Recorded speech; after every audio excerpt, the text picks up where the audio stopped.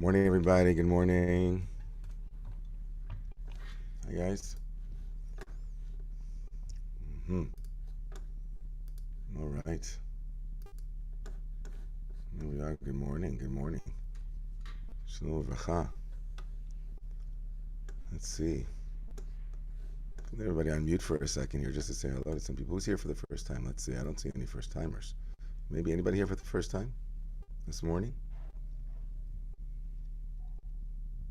No first timers. Okay. Maybe me. I was the. I'm a first timer at Open Book. I'm a return customer. Let's see who's. Hi, Joan. Joan, is this your first time really at Open Book? Yes, it is. Wow. I love Joan. You jumped into the Hasidic masters. You jumped into the deep end first. And now this is also the deep end. I'm not. This is not on. It's like it's not like Open Book. So welcome.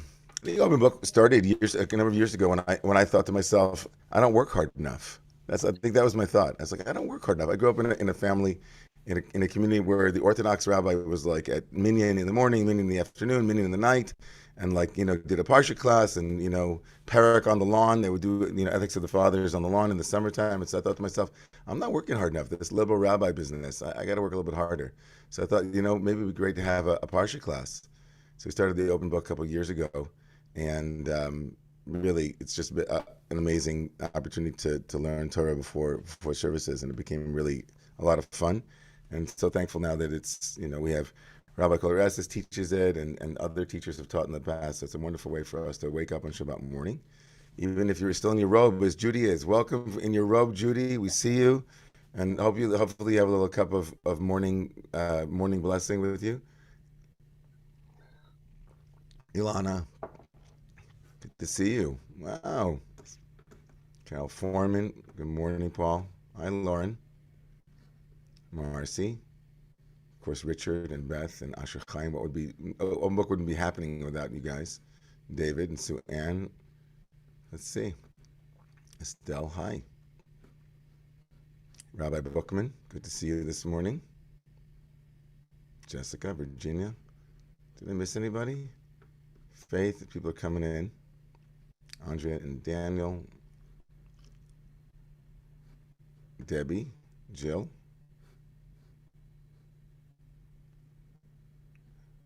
Hi, guys. Alan. I don't know, Alan. What's your wife's name? I keep forgetting every time I see. What's your wife's name? Oh, let's unmute you so I can say hi. You keep moving. The pixels keep moving. Where are you guys? Oh, there you are. Hello, Rabbi David. Shabbat Shalom. This is Neva. She's not my wife. Maybe one day, but she's not my wife, but my partner, my very significant other. Okay, it was good to see you the other day. Awesome. That was fabulous. Yeah. That was great. That was also my introduction to Rabbi Buchdahl, and favorably impressed. Oh yes, that is Rabbi Buchtel is a gem to our people and a gem to the world. She's really a remarkable teacher, remarkable singer. I mean, just as I say, growing up, all the milas, everything. Angela has nothing. There's nothing lacking in Angela as a Jewish leader. She's really an amazing human being and an amazing rabbi. That was fun. It was. And then we ran into Guri outside, and he is such a nice guy.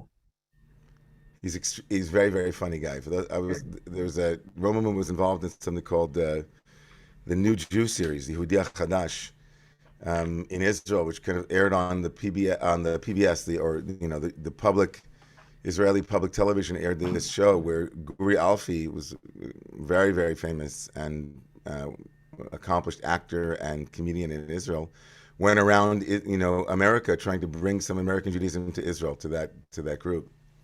And I think it was pitched to us as an opportunity for Israelis to see Jewish renewal, to see what we do at Romemu, and they went to Central Synagogue, and then went to a lot of other communities, and it was pretty amazing. And he's very funny, earnest, and he's a sincere person too. So it was really it was a bracha that it's really great, really great, really great. Okay, folks, here we go. We're gonna learn a little bit. Um, I don't come. One of the points of when Rabbi Kolarestis is leading, and when I'm leading, we kind of get a chance to be off in the morning, and I get a chance to hang out with my family. So I don't always know exactly what the minhag of the makom is. She didn't exactly know what my minhag of makom was. We kind of made our different minhagim. So I hope that those of you who are used to the way that Rabbi Kolarestis leads the class will be okay with a different way. Perhaps, I don't know. Maybe it'll be the same way. We'll see. But hopefully it'll be the same Torah. Okay, we're gonna make our way in, and I wonder if you guys can see the text. Can you see it? You can. Great. I will make it bigger. Don't worry. It's not going to stay that size. 1 second. We have a new moderator. His name is Noah Todd. Noah, where are you? Can you say hello? Hello. You guys have no idea. Noah is in a van. Where are you now, Noah? Where are you? Right now I'm in Portland, Oregon. Wow. Making his way around Portland, Oregon, making his way around the country in a van that is a souped up moderator van. Like you have like unbelievable Wi-Fi. You got like the whole you have like screens everywhere, right? That's the whole thing, Noah? Yeah, I have set up with this like 5G internet hotspot, and I also teach off of it. So we have the remote working van down. Remote working van. I love it. The RMV. I love it. The RMV. And Noah's also going to be joining the Romemu staff as a marketing communication associate with Deborah Pastner. So great to have you learning Torah from Portland, Oregon. And we have, I think, people from, there he is. Here's Noah. And we have people from all over. Awesome, awesome. Okay, let's make it the blessing this morning. Rabbi Bookman, can you see the screen? Would you like to make the blessing for the Chevra on Torah? Okay, I would be honored to. I do substitute Ruach for Melach, though. Baruch Ata Adonai Eloheinu Ruach HaOlam Asher Kitshanu B'mitzvotav B'tzibanu La'asok B'divrei Torah. Amen.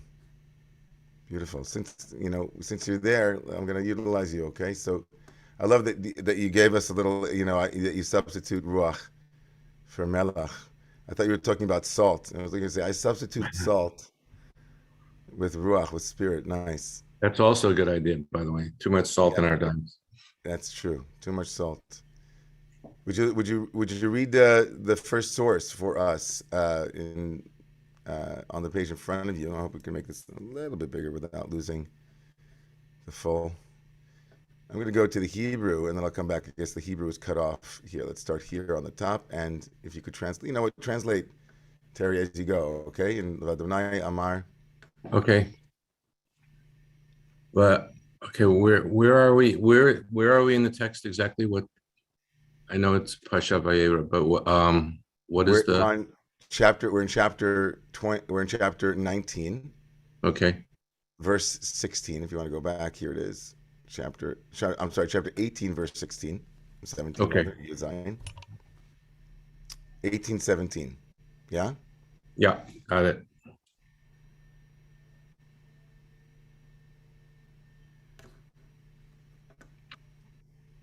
Adonai Amar. Adonai Amar hamischase ani mechas. It's a little small for me. May Avraham asher ani. Oh, okay. Say and Adonai said, should I hide what I'm about to do from Abraham? Avraham hayo yiyeh legoy gadol v'atzum, because Abraham is going to be a great and populous nation. V'nivrachu kol goyei haaretz, and all the nations of the world shall be blessed by him and through him. Ki yedativ lema'an asher yitzaveh et banav ve'et beito acharav v'shamru derech Adonai la'asot tzedakah mishpat lema'an havi Adonai al Avraham et asher diber elav. He knows that I'm going to bring through him and his household after him. They will be Shomrei Mitzvot and doers of righteousness and justice. So that may bring, okay, it's got through Abraham, I shall be brought to all the nations of the world. Vayomer Adonai Za'akat Sodom ve'Amorah ki rabbah ve'chatam ki chavda me'od. The awfulness of Sodom is and so great is their sinning, and just the terrible space in the world, what they're doing. Ardana ve'era hakitza'akata haba'a Eli, and a great cry has come up to me. Asu kala ve'im lo ada'a. And I have taken note of all of this outrage. Yes, thank you. Thanks so much, Terry. I know it's hard to read. I thank you for going with it. It's not easy to both highlight it and also see the English and the Hebrew at the same time. It's also very hard. It's a very hard piece of Torah. And thank you, did very, very well. So what's going on here in chapter 18, everybody? So in the beginning of the chapter, of course, in the beginning of Parshat Vayera, we are in Elonei Mamre. We're in the area of Mamre, who's a biblical character, and Avraham is convalescing in his tent in Elonei Mamre. Given what happened in chapter 17, the rabbinic tradition connects Abraham's being in a tent to Abraham's also being, as it were, healing from the circumcision. And so Abraham is now in his tent, and the Torah tells us there's these three malachim. We're not really clear. It's pretty clear that they are they're people, but in the Bible, people can be angels too. So they're messengers and / angels, whatever it might be. And they come to Abraham, and we have this whole beginning of the chapter where Abraham is running about being very hospitable and setting them up with food and drink and so on. And then they have good news to bring him. They bring him the gospel that Isaac will be born. He learns that they have really good news. They tell him that in a year's time, la moed hazeh, at this time of the year, we'll be shova lecha, and we'll come back and you will be with Sarah will have a child. So that was the beginning of the parsha through 1 through 16. So chapter 18, 1 through 16 is basically the message of Isaac's birth, the herald of Isaac's birth. And then they turn, vayifnu misham anashim, these people leave and they go towards Sodom, right? They turn and they go towards Sodom, and Avram is still standing there, and then chapter 18 verse 17 brings us this conversation. First of all, it's as if God turns to the audience. It's a remarkable, in terms of storytelling. We're led in on God's own internal conversation, right? So God turns to the audience and says, am I gonna cover over Avraham, which is kind of interesting given that he had just circumcised, right? Am I covering over someone who's also been uncovered? Because, right, so Avraham is also someone who's kind of taken on this remarkable moment of being covenantally bound to God, and did so in a way that was, right, obviously very dangerous. It had to do with a removal and an uncovering. And here, God says to him in chapter 18, verse 17, will I now cover from Avraham what I will do? Which, of course, on the bottom of this sheet, you can see that Rashi here says what I am about to do right, it doesn't say what I'm about to do. We really don't know what that's referring to, but Rashi fills us in Sodom, right? It becomes clear, right? If you don't read any further, right, into the story, that what I'm about to do has no object, as it were. So, no theme. So Rashi says, oh, I'm about to do something in Sodom. That's what God is referring to. It would be improper for me to do this thing without Abraham's knowledge, right? And you're thinking, really? But Rashi is adding this from Genesis Rabbah, from the great Midrashic tradition of Genesis Rabbah. Says that God is thinking it's not proper for me to do this without letting Abraham know. Why? Because I gave him the land. I called him Abraham, the father of a multitude of nations. Now can I destroy the sons without informing the father? God feels some kind of some obligation towards Abraham here. Something about this covenantal agreement involves Abraham's participation in this decision. Strange thing. We'll open that up in a second. I want to open up that in a second. But Abraham will become a great nation, and all of those will be blessed through him. Right. So in other words, the Midrash is informed by chapter 18, verse 18. Right. It seems as, am I going to cover up from Abraham? And after all, then verse 18 comes along and says he's going to become a great nation.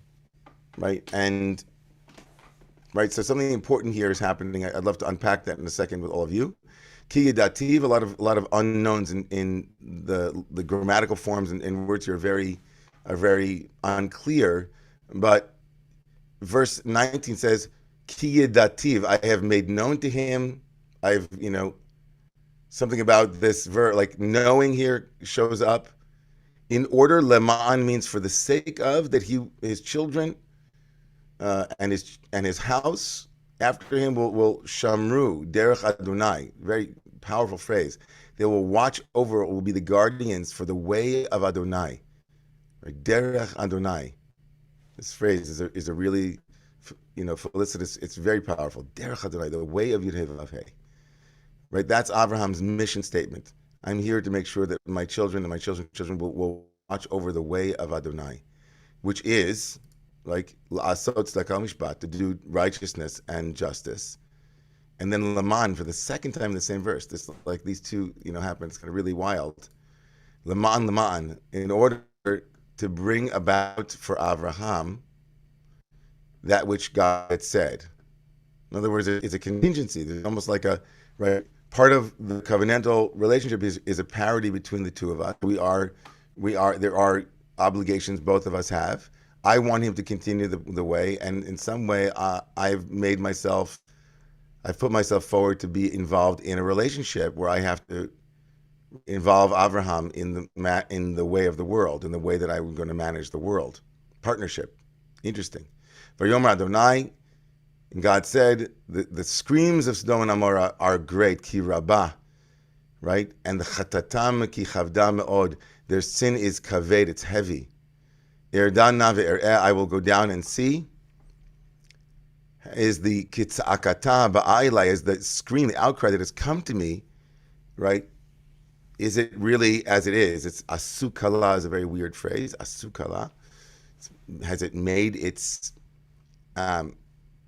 is it as it has it arrived at me? Is it really caused destruction? V'imlo eda'ah, and if not, I will take note. Very strange. Again, the word eda'ah from knowing, right? Leman ki dativ, I have made it known to Abraham. Something about Abraham's knowing requires also God's knowing, also what terrestrial things are happening. In the Eitz Chaim here, quoting the Talmud, and then I'm going to open it up right after these little sources here for your impression of this opening, the what we call the shall I hide moment here, where God has asked the question, shall my ways be hidden from my representative on the ground in on the earth. Eitz Chaim here says that verse 19 is one of the most important verses in Torah, right?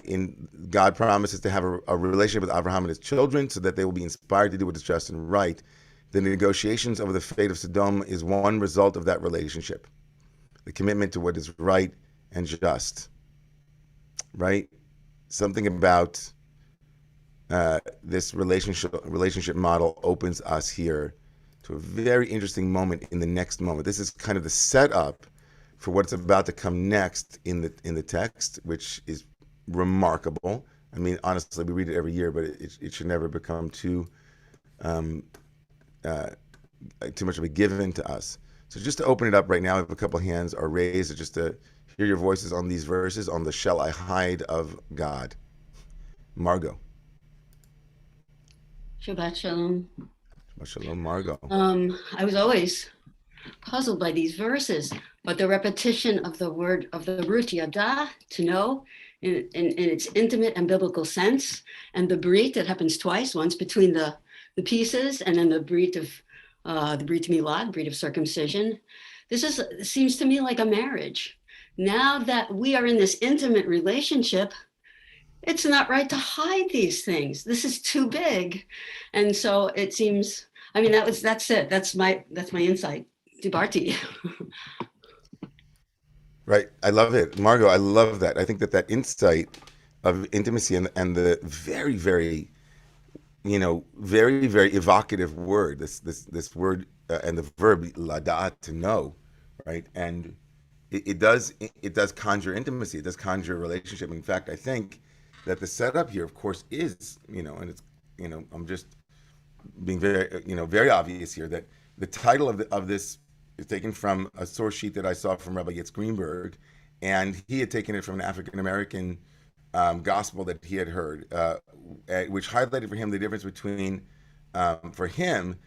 certain approaches of Christianity and certain approaches of Judaism. I don't think that it's completely true across the board, and I'm very, very nervous about making these broad generalizations about the huge religious traditions. But the notion that God's arm, right, our arms are too short to box with God. You'll see in a moment, and I think all of us know this, that's certainly not the biblical way. Certainly, it's not the Jewish way after the Bible too.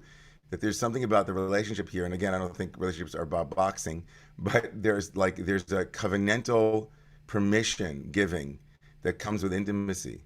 Like there's a bond and a strength that can withstand some of what's about to happen, and it's almost inviting it, like this intimacy of knowing. There's a kind of knowing here that invites something remarkable. And I loved what you said about bringing us into intimate relationships, balancing openness and concealment. That's very much the bedecking. We almost say that the bedecking, that ritual of covering the bride or covering the beloved under the chuppah, is related to the biblical story of Yaakov and Leah and Rachel. But it's also very clear that the Torah is constantly playing with covering and uncovering in intimate relationships, seeing and not seeing. So I love that you brought that too. Very, very beautiful. Thank you, Margot. Jay, go ahead. Shabbat Shalom. I have a question, but also just following up on what Margot said, it also is interesting to me, the whole question about showing up in intimate relationships versus hiding.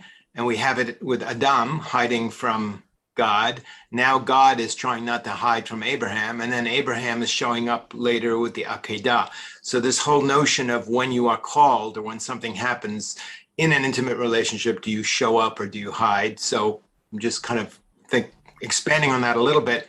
But my question, what I find fascinating about this is sort of breaking the fourth wall.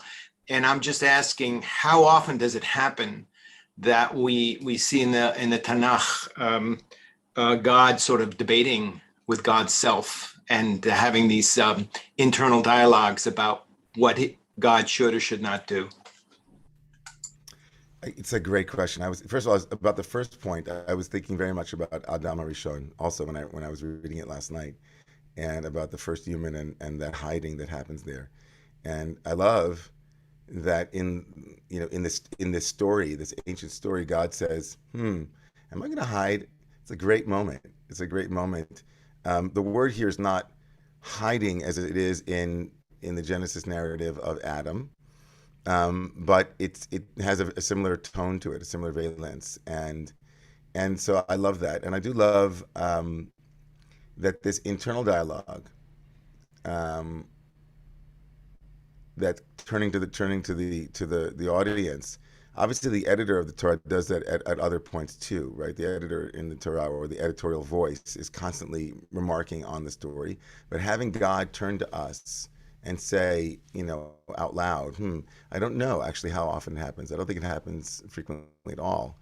And I do think it's a powerful device. It's a very powerful storytelling device. To have God doing it too even makes it even more, like, in some sense, God does. It's the medium and the message are the same, right? The way that God turns to the reader and says what he's thinking is itself a revelation to us who would otherwise be covered. Like, God is thinking out loud about not hiding anything from Avram, and he doesn't hide anything from us. as the reader. So it's a great moment of like where that happens. Where like, oh, here's what I'm thinking. I'm thinking about whether or not I'm going to tell Abraham what I'm thinking, and then he does it, which is great too. Maybe in telling us, God gets God's feet wet, as it were, to tell Abraham. I don't know. That's my own little thing. Who knows? I love it. Thanks for bringing that, Jay. Who knows? It's a good question. Nehemiah, go ahead. תודה, Jay. Yes, תודה רבה, Rabbi. I have a tradition that I started with Rabbi Oleg. Can you hear me? Slow down a little bit. We can hear you, and slow down a little bit so we can hear. I have a tradition that I started with Rabbi Dayan, that I raise my hand at the beginning, but I really like to listen to everybody and to speak towards the hand. So I just secure my place, if it's okay with you. Okay. At the end of the class or at the end of this little open? Because I'm No, at the end of towards the end of the session. I'll raise my hand again, so But I want to secure that I'll be speaking. Okay. Yes. Okay. I'll take David and Sarah, and then come back to you, Nehemiah. Go ahead, David. Good Shabbos, Rabbi. Shabbos, I was taken by the phrase "Lishmor derech Hashem la'asot tzedakah u'mishpat." Does the word tzedakah appear in the Noach story or prior in the Torah? It seems that this is the template for the dialectic in the Torah. There's always this tension between chesed and din, tzedakah and mishpat, whether it be in the Garden of Eden, revealing, not revealing, whether it be here in Sodom, balancing these two. And this is our mission, we're being told. This is what we have to watch. This is the shmirah that we have to do as humans, and God is modeling it for us. So I think that I'm seeing that phrase as being the template for the whole story, that tension, and maybe for our whole mission as humans, and in our relationship with God, to model God's balancing of these forces or sefirot, however we want to think of it. Yeah, I think that in terms of whether it happens earlier, my sense that it has happened earlier, but I can't, in my mind right now, I can't remember exactly. But this phrase becomes a very important phrase, and the fact that it occurs within the context of God's own self-revelation to Abraham and invites a conversation and a dialectic becomes I think it becomes a very, very powerful, understanding of what we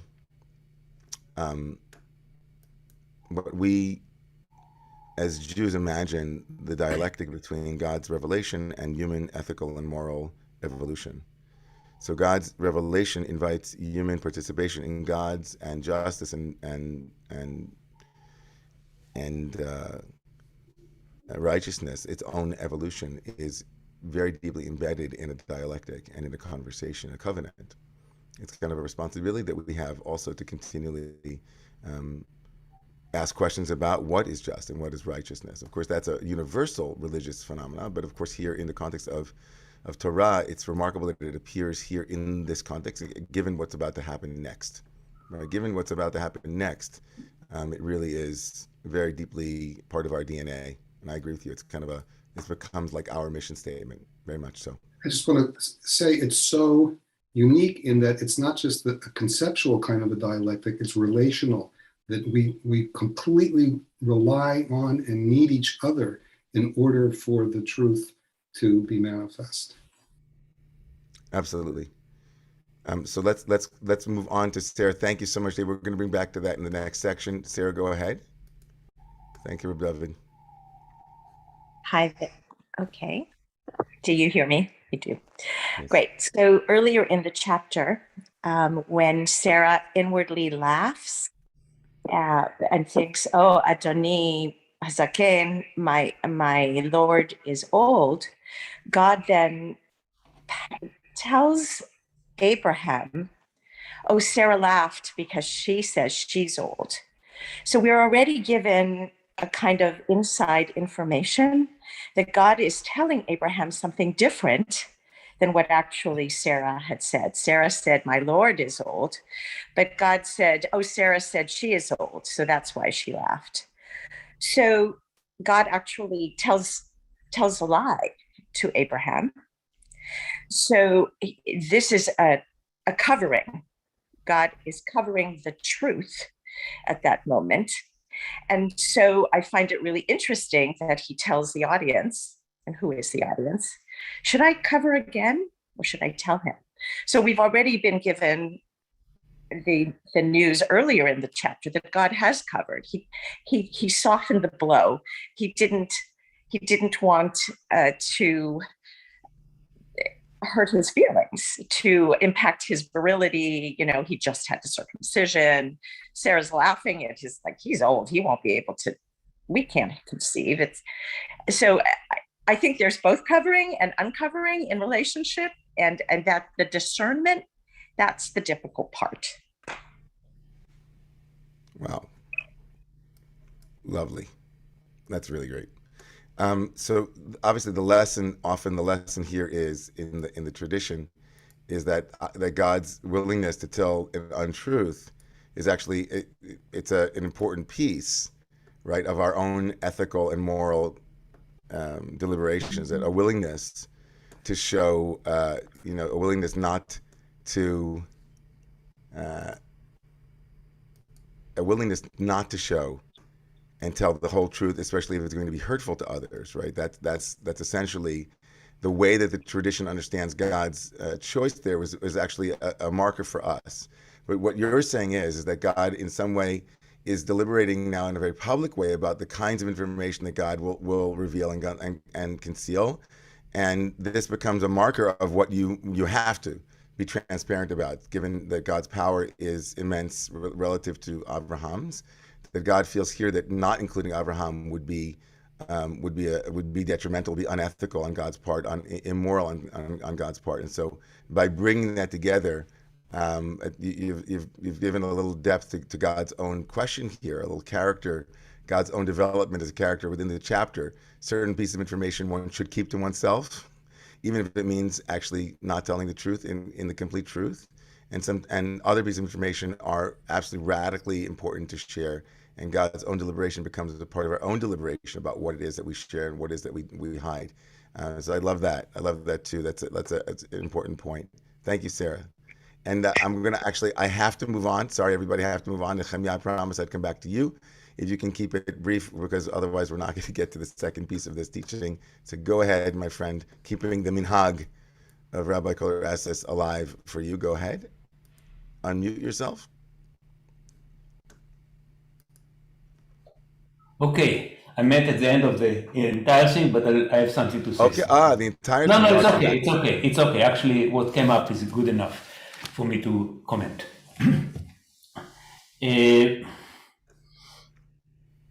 First of all, God is teaching that the entire Torah and the Mahabharata and all the epics, Chanoch Adam al pi darko. God knows that people are in dualistic state, so he makes himself like a human being. Why does God need to go down to Sodom to see what is bad? He's everywhere. He knows what's happening in Sodom. But the story is told in a way that we in a dualistic state can understand. And that's true for all the epics, except for the mystic teaching, where they teach by remez, in silence, or in scriptures which are very esoteric. So that's general.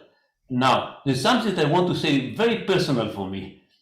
I really got this thing about Sarah, that she laughed and she really have joy at the end. In the beginning sarcastically and then with joy. But Isaac was a happy dude. According to the legend, he was born laughing. So I give this service to thousands of people around the world. Whenever they call me, do you want service back? Check your name. Why did your mother give you the name? And every name here, your mother gave it to you when you were very close to her, and she knew who you are in a subconscious way, the same way Sarah knew who Isaac is going to be, the same way that my mother knew that I'm supposed to share compassion, and the same way that God knows that David, you're supposed to be David, whatever it means, the beloved of God. So I encourage everyone to check with their mother or even on the internet, because sometimes the intention is not given, I'll just finish, is not given consciously, but even you can choose what aspect of your name you want to evolve. Dibarti. Shamati. Okay, everybody. Toda rabba. This is the second part of this morning's story. Vayivnu sham anashim. Vayidchu Sdoma ve'Avraham modenu omed lifnei Adonai. And from there, the men went. Vayigash Avraham vayomar, and Avraham approaches God. It's very powerful in verse 23. Vayigash Avraham, like later on in Parshat Vayigash, where we're told that Yehuda comes close to Joseph, and the word Vayigash there is, right, the less powerful one approaches with great trepidation, the one that is more powerful. And here, of course, the asymmetry between God and Abraham is profound. Vayigash Avraham vayomar, and Abraham has the courage here to say, Ha'af tispet tzadikim rasha? Will you sweep away the innocent along with the guilty?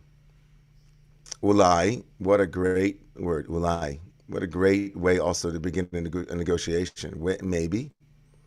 Again, and echoing Nehemiah's point, of course, the reader knows that God knows. In other words, one of the things that's remarkable about the first pieces that we read is that God's knowledge and the knowledge of that He is imparting is like a centerpiece thematically because of the words. Like the verb to know is repeated twice, and of course, in the Torah, God is to some degree. I mean, God's omniscience is pretty clear, as Nehemiah pointed out. But Avraham here says, maybe there are 50 righteous ones in the city. Will you gather up and not, right? It's a very loti salamakom, not wipe out the place. Loti salamakom is a phrase that not lift or not give attention to the place, and not care about that place that has for the sake of, right? Remember that word lema'an, as it appeared in the earlier piece, it appeared twice when God was speaking. If you remember in the first verses, God uses the word lema'an twice, for the sake of, right? Lema'an, right? Avraham will be lema'an, for the sake of, Here, Abraham, of course, the editor here is very brilliant in using God. He uses God's own words with God. For the sake of, you want me, you've invested in me for the sake of my future, but what about you for the sake of those 50 tzaddikim that are there, the 50 righteous ones who are in this place? And then this great line, of course, this moment in biblical, in human history, Chalila lecha, God forbid, meaning God forbid you, Chalila lecha, right? It's not, to do something like that. Hamit tzadikim rasha. This is the great theological argument. Like, God's justice is being questioned here. To kill the righteous with the unrighteous, with those who are guilty. You treat one like the other. Chalila lach. Twice he says it to him. Hashofet kol haaretz lo yaseh mishpat. Will the one who is the judge and the justice of the world, of the land, will not act justly? This moment, of course, is like, wow. This is the first time Rabbi Elliot Friedman writes that this is the first time in the Bible that a human challenges or questions God's decision. Of course, Moses will take this even further later on. But will the judge of all the earth not do justly? Will he who judges not perform true justice? Abraham's challenge to God is rooted in the audacious claim that God is subject to moral standards and divinely decreed, that have been divinely decreed to humans. If God is to be obeyed when commanding moral behavior, God must exemplify that moral behavior. Right? One commentator, the Meshech Chochmah, take this not as a challenge but as a demand. Do not exact strict justice on these people. You, Lord, know how weak we are. You know how hard it is to be a good person. In Sodom, treat them more leniently than strict justice would require. That's a very generous read. But I wanted to read Yitz Greenberg and then open it up for you. But Yitz Greenberg, who is the greatest theologian of our generation on issues of covenantal relationship, for whom Rabbi Greenberg or Reb Yitz is for Reb Yitz, like Marsha Pally's talk on Saturday night about Leonard Cohen's covenantal theology. For Rabbi Greenberg, for Reb Yitz, theology in the 20th and 21st century is rooted in covenantal promise and covenantal governance and covenantal relations. And for that, right, the arguing with God is an expression of the level of care and regard that the divine has for human beings, and the level of care and regard and trust that is given to us to wrestle, as it were, with God, as it were, whether it's wrestling with the text or wrestling with God's behavior.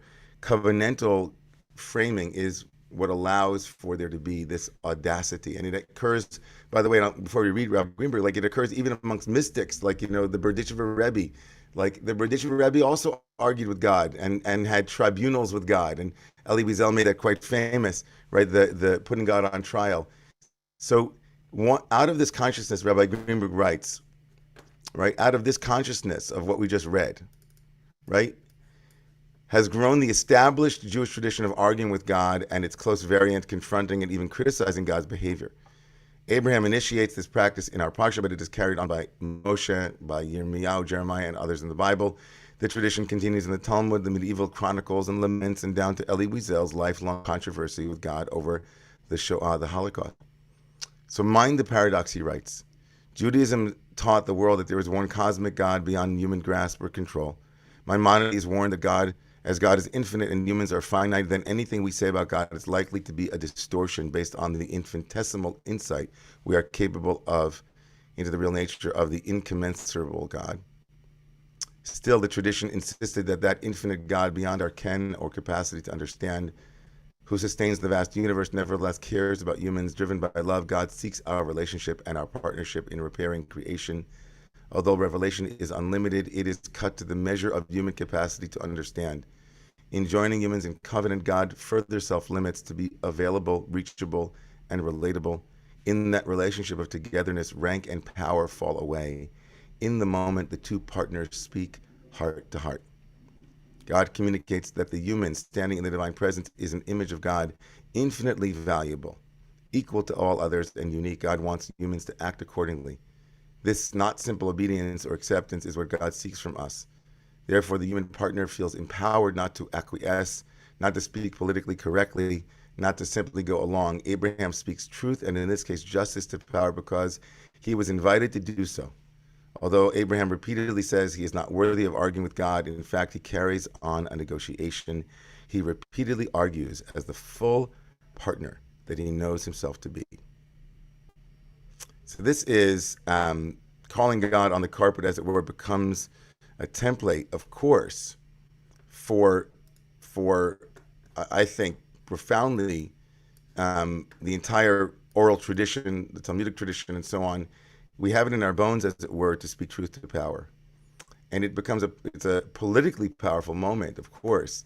It means to some degree that to be a Jew in some ways, always to have issues with authority.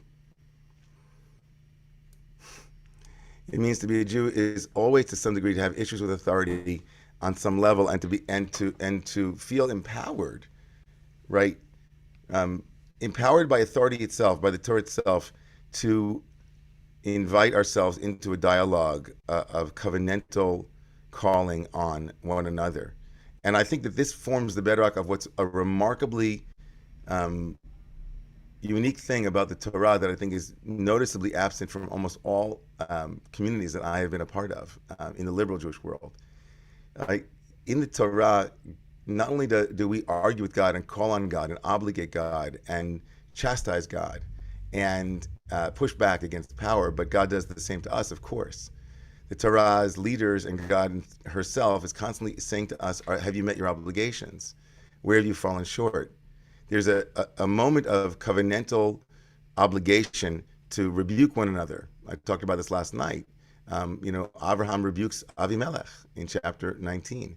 There's a quality of like saying, what are your obligations? And one of the things that I've been speaking about with others around this political moment in America and in other places is the noticeable absence of obligations I feel as an American. Like, I don't know where to go to be a good American. Like, where my, I know what my rights are because I have a Bill of Rights, but I don't know what my obligations are. And I think that to some degree, I find that experience as a liberal rabbi too, often amongst my colleagues, speaking about, like, what are the obligations that congregants have vis-a-vis their synagogues or communities? Like, other than dues, I know that dues are an obligation. You get like a note, but what are the places where we as community members in covenant with one another feel obligated, not self-obligated, but obligated by the institution or by the synagogue or by the church or the mosque? Like, what are the obligations? I know that in the Orthodox world, it's pretty clear. Like, you say to people, oh, you're not keeping this, you're not keeping that. But it's a little bit more complicated in our world. And the absence of it, to some degree, speaks to a covenantal, maybe to some kind of dilution, a diluting of covenantal capacity, right? In covenantal capacity, we can handle it when someone says, you're not showing up. And that you agreed to. And so where are you? And I think that happens in both directions in the Torah. I think God sets us up to be ones who always question authority, but also allows us to also hear that authority can question us too and ask us where we are in a given moment. So I'm going to open this up now. That piece from Yitz is just classic. Ilana, go ahead. Good morning, Shabbat Shalom. That last section Shabbat really shalom. spoke to me and kind of a lot of stuff that's come up for me this week. Like, I was really struck. I mean, just on the last point around what it means to be questioning authority, that's sort of in our bones, and obviously that's something that I feel very much a part of. But how to do it in a way where it's actually heard. Exactly. And I think that thing of like the covenantal relationship. And for me, I just joined a school board in my area. I mean, it's been a couple months, and I've gone through a really intense storming process with my colleagues on the board. And I feel like now we've kind of come through and norming, but a lot of it was I came in with a particular sense of what my role was and doing it and asking questions. And I think that part, like sort of in hearing this of like the covenantal relationship had not been established with my colleagues yet, where there was the trust so that I could hear it, because it came off or was perceived as being I'm just questioning and undermining, as opposed to I'm questioning. And I almost want to start everything of like, for the good of the school district, I am asking, that there sort of wasn't that shared understanding that it was coming from this place of I was committed to the same thing with everybody. And I think that's sort of interesting in how you question authority. And that for me came up very strongly when I was in Israel several years ago, of how you can have questions about Israel in a Jewish setting, that first there needs to be this establishment of we're all in something together, or we have certain covenantal and I think in these ways obligation or these relationships. And then from there, we're able to question. And when that's not clear of what the container is or what the covenant is, it becomes very challenging. And so that the attention to both the relationship and the questioning, and I was just really struck by that when you have that intimacy and that understanding, you can question and you can push back in a relationship. Totally. I love it. This is, we talked about this at various moments in the community about connecting before correcting. And I think that being on the inside of a conversation, it might be one way to understand how it began in the first text, the first box, the first series, the volley of, well, am I going to conceal from Abraham? Meaning, like, I trust Abraham enough to know that there's continuity. There's a sense that he's part of the future of my project, and so that itself is the setup for a real trusted conversation between partners, as it were. Like, this is part of what I'm expecting us to be doing together, and it won't destroy the relationship, it won't destroy our connection. I think Moses takes it to another level later on in the Torah, but even there, even as Moshe fumes and threatens and says, I want out. If this is what you want, then I want out. You want it darker. They killed the flame.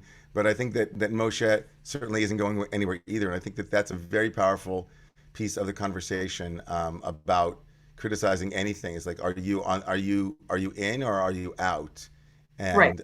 I love that you brought that. So I have four more people here. I have one last comment on that. I think there's one small thing thread in there of freedom with it. Of just, there's something about that within within that covenant, within the bounds of something or within the covenant, there's actually a freedom, and that you allow people to actually be free. And I think that will come up later, but there's some, I feel like there's this theme of justice, freedom, boundary, like all of those kind of together, which sometimes don't always go together. Yes, I love that. Okay, thank you, Ilana, for bringing that. Asher, Chaim, Richard, and then Barbara. Jen, I'm going to try 4 people in 9 minutes. Might not work, but we'll see. Go ahead, Asher, Chaim. Kavod Harav, I thank you for your Torah, that we are given permission and impetus to question authority. And at the same time, as I read this troubling text, I don't think God answers Abraham's real concern. And I think the text ends badly for Abraham and begins a downward spiral. Abraham's concern was, will you wipe away the innocent with the wicked? And they get into a numbers game of if there are 50, if there are 40, if there are 10, God says, I will save the entire city.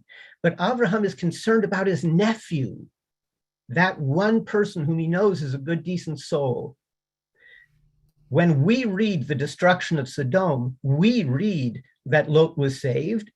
And from an Orthodox standpoint, Abraham is a prophet, so he knows that Lot was saved. But I'm not Orthodox. And Abraham sees a mushroom cloud, and he doesn't have internet, and he doesn't know that Lot is saved. And Abraham may have thought that for all of his arguing, he got nowhere, he got nothing, and God indeed did wipe out the innocent with the wicked. And therefore, in the next story about the banishment of Ishmael, when he has concerns and God says, stuff down your thoughts, this will lead us to the Akedah, where Abraham won't even argue, because he's been trained, yes, you should speak up, but he's also learned that speaking up may not make a difference. Dibarti. Shamati, that's a really powerful read. I think that the fact that Abraham, right, the fact that Abraham is actually in Sodom, or the angels rather are in Sodom, and that God doesn't destroy the town from afar, actually undermines slightly, because there's no reason for the angels to go there except to save Lot. In other words, the angels continuing on their way in the story, the reader knows that that was not going to happen, right? So the angels, like the whole story of Lot being there and the angels saving them, from the reader's perspective, you're right. From Avram's perspective, does Avram wonder if his words have made a difference? I think it's a good question, but you could easily argue that Avram learned that there were no righteous people there, including even Lot, right? I think that to some degree, Avraham has learned that God will be righteous even with his own children, that God will take it into account, and then God will of course act in a just way, and Avram trusts him. And then of course with Ishmael's banishment, I love the read. I don't think it's the only read, but I love the read. I think it can stand together with the way that we typically see it. I think that it's very powerful actually to think about what happens to people when they feel that their voice hasn't been heard, right? It's like that you open it up and then you feel even more disappointed. I love it. It's a contra read, but I love it, and I'm going to let it stand. Thank you so much, Asher Chaim, for that. Richard, go ahead. Thank you, Rabbi David. It's good to see you. Asher Chaim basically said the big message of what I was going to say as well, but I focused on the pillar of salt. The real ending of the story is the pillar of salt. And that's a good person who is killed. There are a lot of messages, and the towns of Sodom and